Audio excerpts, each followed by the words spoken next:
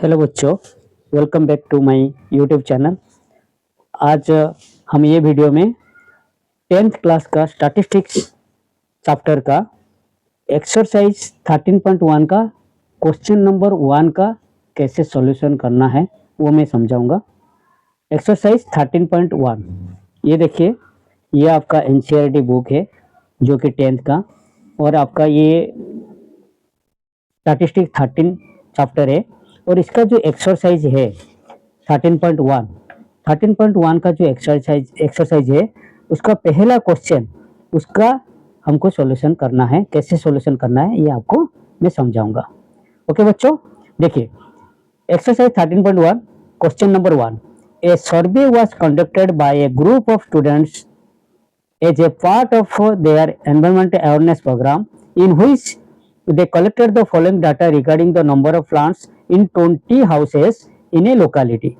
Find the mean number of plants per house. यहाँ पे देखिए, आप क्वेश्चन यहाँ पे लिखा है जैसे नंबर ऑफ प्लांट्स, एक रो वाइज एक टेबल बना दिया। नंबर ऑफ हाउसेस ये 0 to 2, ये ग्रुप डाटा है, ये ग्रुप किया हुआ है 0 to 2, 2 to 4, 4 to 6, 6 to 8, 8 to 10, 10 to 12 और 12 to 14। ओके, और नंबर ऑफ हाउसेस, इसका मतलब है वो क्या सर्वे करने के लिए बोला, एक ग्रुप ऑफ स्टूडेंट जो कि and which collected the following regarding number of plants in house. Number of houses ये 0 to 2, इट मींस 0, 1, आपका जो 0 to 2 के अंदर जो सपोज 0, 1 का प्लांट कितना घर पे है, एक घर पे है। 2 to 4 ये जितना नंबर ऑफ प्लांट है 2, 3, इसमें 2 नंबर ऑफ हाउसेस ये सब दिया हुआ है ये ग्रुप में। 4 to 6 मतलब 4 पेड़ से 6 पेड़ के अंदर जो है ये एक हाउसेस में है। ये टेबल का मीनिंग ऐसा है, उसका हम मीन निकालेंगे। बच्चों देखो, मीन का मतलब क्या होता है। पहला चीज, मेरा एक इंट्रोडक्शन वीडियो में बनाने वाला हूँ स्टैटिस्टिक्स में, वो आप देख लोगे तो पता चल जाएगा कि मीन क्या होता है, मीडियन क्या होता है, मोड क्या होता है, सारे के बारे में। अभी मैं एक्सरसाइज 13.1 के बारे में समझाता हूँ। ये देखिए, ये क्वेश्चन समझ गए, और आपके लिए मैं एक नोट बना के रखा हूँ। वो नोट में भी आप इजीली समझ जाओगे कि मैं पहले से नोट बना के इसीलिए रखा हूँ कि वीडियो लंबा नहीं हो और आपके लिए आसान तरीका से कैसे आंसर है मैं समझा सकता हूँ। ओके, चलिए मेरे नोट्स में ये क्वेश्चन आप देख लिए। अभी सेम क्वेश्चन को मैं यहाँ पे लिखा हूँ रेड पेन में, आप देखिए टोटल जो भी है, और उसके नीचे एक क्वेश्चन है, which method did you for finding the mean and why. ये जो मीन का हमको पता है वो इंट्रोडक्शन वीडियो में मैं बता दूंगा। तो ये जो मीन निकालने का 3 मेथड है, 3 मेथड है। आप यहाँ पे भी मैंने लिखा हूँ, नोट्स बनाया, मैं बाद में इंट्रोडक्शन वीडियो में बताऊंगा। ये मेथड्स ऑफ फाइंडिंग मीन, ये आपका 3 मेथड में होता है, एक डायरेक्ट मेथड में, एक अज्यूम्ड मीन मेथड में, और स्टेप डिवीजन मेथड में। 1 by 1 में बता दूंगा बाद में। ये जो डायरेक्ट मेथड है ना, जब हमारा वैल्यूज कम रहेगा, स्मॉल रहेगा, साइज स्मॉल रहेगा तो उस टाइम हम डायरेक्ट मेथड करते हैं। उससे थोड़ा बड़ा रहेगा तो हम अज्यूम मीन मेथड यूज करते हैं, और उससे बड़ा रहेगा, डाटा हमको बड़ा रहेगा तो फिर हमको स्टेप डिवीजन मेथड में जाना पड़ेगा। ओके, अभी चलिए हम ये जो है 3 मेथड है, वो कौन सा मेथड इसके लिए सुइटेबल है क्वेश्चन नंबर 1 के लिए, ये मैं आपको बता देता हूँ। अब देखिए, पहला चीज है यहाँ पे जो डाटा दिया है, आप खुद देखिए, डाटा बहुत छोटा है। ये जो नंबर ऑफ प्लांट्स जो कि हमारा ये जो प्लांट का जो पहले ग्रुप है, तो ये ग्रुप देखो 0 to 2, मैक्सिमम आपको 14 तक गया है, और number of houses also maximum 6 तक गया है। मतलब डाटा बहुत छोटा है। इसके लिए हमको क्या करना पड़ेगा ना, डायरेक्ट मेथड हमको यूज करना पड़ेगा कि मीन निकालने के लिए। ओके, यहाँ पे मैं कैसे लिखा हूँ ना, here we use direct method to finding the mean because क्यों ना, all the values of f i, जो एफआई मतलब फ्रीक्वेंसी, जो फ्रीक्वेंसी में नंबर ऑफ हाउसेस, ये है फ्रीक्वेंसी, नीचे वाला रो में जो है ये फ्रीक्वेंसी क्या है, छोटा है। सबसे हाईएस्ट कितना है, 6 है, इसलिए इतना लार्ज नहीं है। And x i are also small. X i कौन सा, नंबर ऑफ प्लांट जो ग्रुप में दिया है, उसमें हम क्लास मार्क निकालेंगे, उसे मैं बताऊंगा, क्लियरली बताऊंगा बच्चों। ठीक है, अभी देखो ये भी मैक्सिमम आपका 14 तक गया है, तो इतना बड़ा नहीं है, इसलिए हमको कोई अलग मेथड यूज करने का जरूरत नहीं है। सबसे सिंपलेस्ट मेथड जो है अपना, जो फास्ट मेथड है, डायरेक्ट मेथड हम यूज करेंगे। ओके बच्चों, देखो कैसे करेंगे। कैसे मैं नोट्स बनाए आपको इजीली मैं समझा देता हूँ। देखो पहला आपका आंसर आ गया जो क्वेश्चन में था, which method did you for finding the mean and why. हम कौन सा मेथड यूज करेंगे ना, here we use direct method for finding the mean because all the values of x f i and x i are small. Okay, यहाँ तक समझ गए। अभी जो हमको टेबल दिया हुआ है, जो रो वाइज यहाँ पे डाटा दिया है, डाटा से हमको टेबल पहले निकालना है। टेबल देखो, table for the given data, जो डाटा दिया हुआ है उसको लेके हम टेबल बनाए। कोई बच्चे कुछ दिमाग लगाने का नहीं, यहाँ पे आपको दिया हुआ है, ये पहला रो में ये आएगा number of plants, next row column में आएगा नंबर ऑफ हाउसेस। मैं सेम चीज लिखा हूँ यहाँ पे, देखिए नंबर ऑफ प्लांट्स लिखा हूँ जो कि ग्रुप डाटा में दिया हुआ है, और नंबर ऑफ हाउसेस ये दिया है जो कि फ्रीक्वेंसी जो है एफ आई, ये एफ आई लिख देने का ब्रैकेट में, ताकि एफ आई हमको मिल गया। अभी हम नंबर ऑफ प्लांट्स जो क्वेश्चन में दिया हुआ है एग्जैक्ट देख के मैं ये लिखा, ये दोनों डाटा को आपको कॉपी करना है क्वेश्चन से।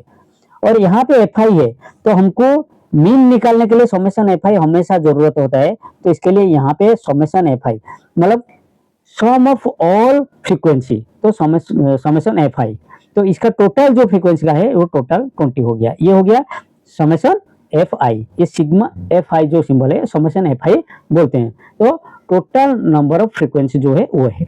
ओके, नेक्स्ट यहाँ पे देखो, जब भी हमको ग्रुप कोई भी डाटा हमको ग्रुप में दिखाता है, ग्रुप डाटा में पहले हम ग्रुप डाटा को हम क्या करेंगे, उसमें एक क्लास मार्क लेना पड़ेगा।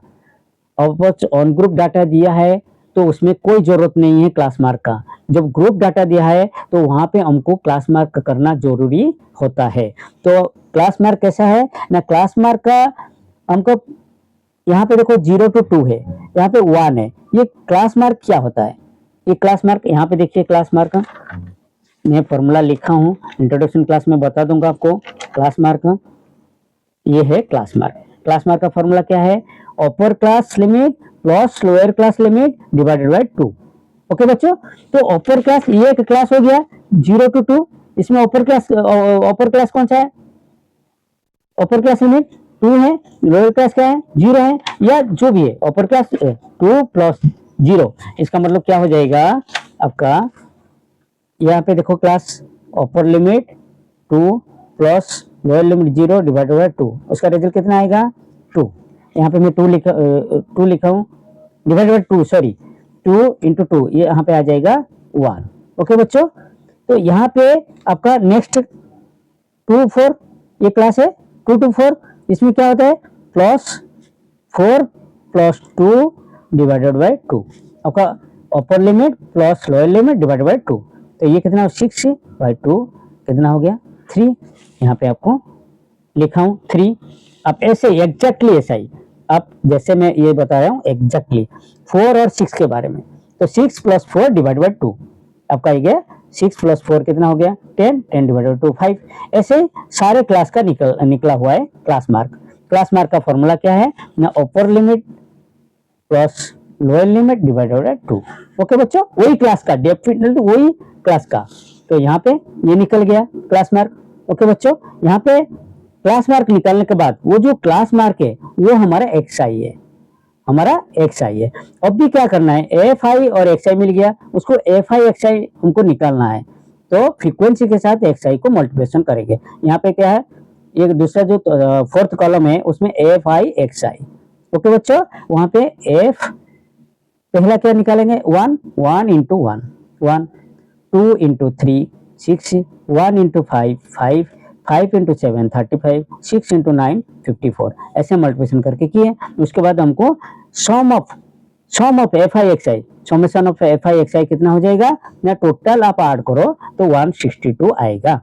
ये क्यों निकाले, हमारा मीन का डायरेक्ट मेथड में मीन का फॉर्मूला क्या है ना, फॉर्मूला है summation F I x i by summation F i. हमको एफ आई मिल गया समेशन एफ आई और summation F I x i मिल गया, तो वही चीज मैंने लिखा, we have summation F i. ये टेबल से हमारा क्या क्या मिल गया डाटा ना, summation F I 20 and summation F I x I 162।